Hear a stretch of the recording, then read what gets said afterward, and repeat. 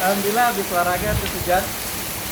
Jadi kita mulai bagaimana praktek rukyah mandiri saat hujan. Yaitu dengan basah hujan, lalu membaca Al-Fatihah satu kali, jadi yuk dan bisa tersebut. Niat untuk rukyah mandiri.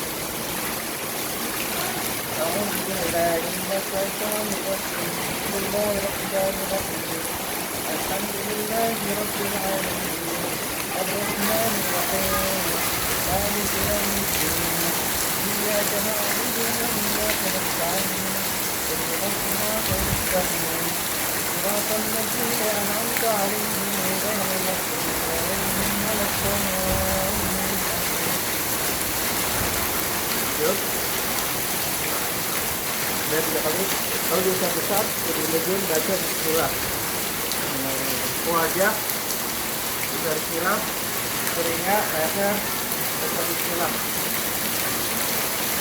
Ya, tangan, ya kiri, tubuh, bagian belakang,